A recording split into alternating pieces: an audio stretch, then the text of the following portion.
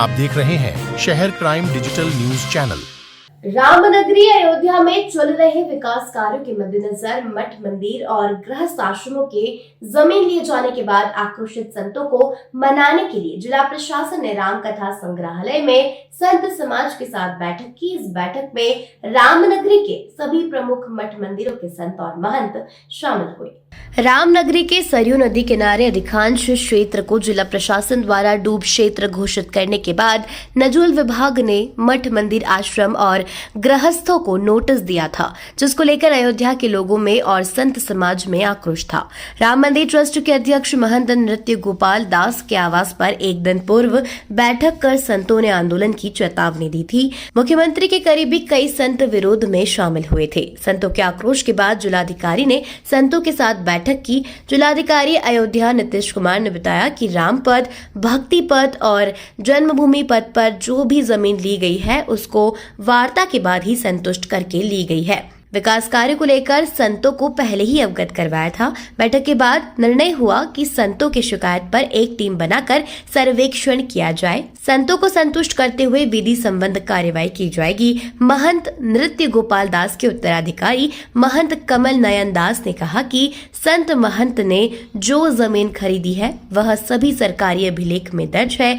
जिलाधिकारी महोदय से मांग है कि महात्माओं की अपेक्षा नहीं की जाए, सभी को आश्वासन किया जाए। मुख्यमंत्री ने भी आश्वासन दिया था कि कोई कार्रवाई नहीं की जाएगी। बनारस में प्रधानमंत्री ने लोगों को इतना पैसा दिया है कि वहां भी सभी लोग प्रसन्न हैं। अगर जरूरत पड़ी तो प्रधानमंत्री से भी बात करेंगे।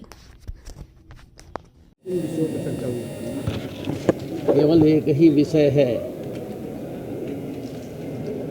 हमारे जो संत महंत आश्रमधारी गृहस्थ सदगृहस्थ, किसी के आश्रमों को, किसी के घरों को दरियाबुर्द कह दिया जाए और किसी के लिए कह दिया जाए नजूल की ज़मीन है, उन्हें उजाड़ा जा रहा है। ऐसा नहीं होना चाहिए।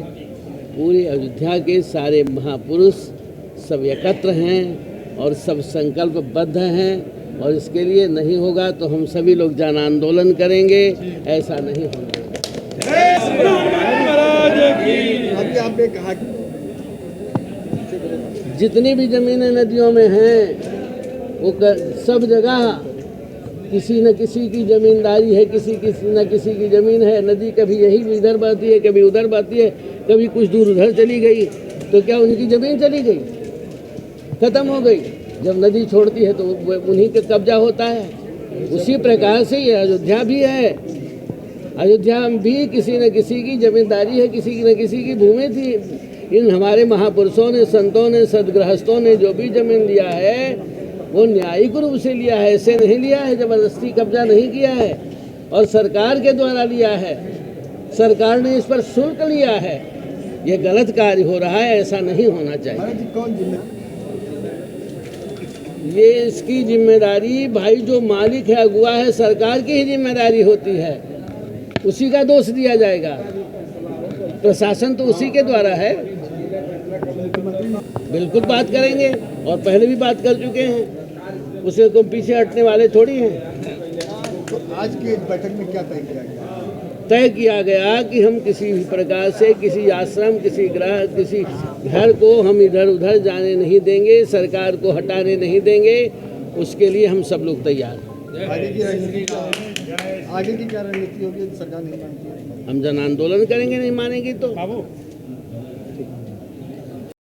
सभी संतों के साथ वार्ता हुई और इनकी जो समस्याएं थी उसको हम लोगों ने सुना है और हम लोगों ने आश्वासन दिया कि जो विधि सम्मत कार्रवाई है वो की जाएगी।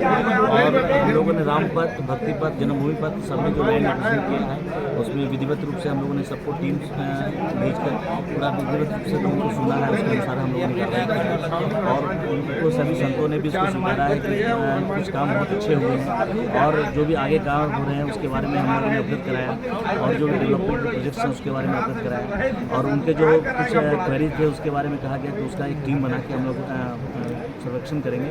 उसके बाद विधि सम्मत कार्रवाई करेंगे। बात सर यहाँ यहाँ पे जो निरस्तीकरण की कार्रवाई की गई थी, उसके बाद माननीय उच्च न्यायालय में कुछ लोग गए थे। उसके बाद वहाँ से निर्देश प्राप्त हुआ कि उसमें सुनवाई का पूरा पर्याप्त अवसर देते हुए निरस्तीकरण कार्रवाई की जाए।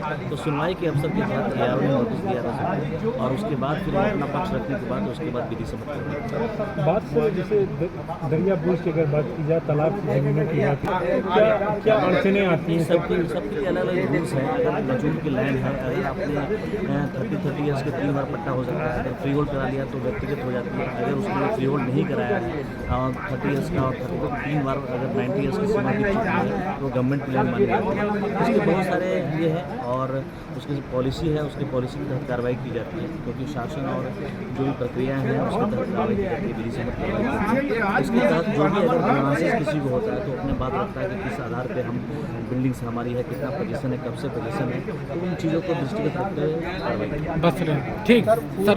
देखा जाएगा क्या है उसका आधार क्या था, बहुत विस्तृत रूप से देखा जाएगा कि उसका आधार क्या है और आधार डॉक्यूमेंट्स कई लोग कह रहे हैं 1365 उसमें देखा जाएगा कमेटी बना के कि क्या आधार है और वास्तविक आधार क्या था, उसमें क्या किसका पोजीशन रहा है और कितने दिनों से रहा है, सब तथ्यों को नज़र रखते हुए आगे कार्रवाई और विधि सम्मत कार्रवाई। ठीक सर, थैंक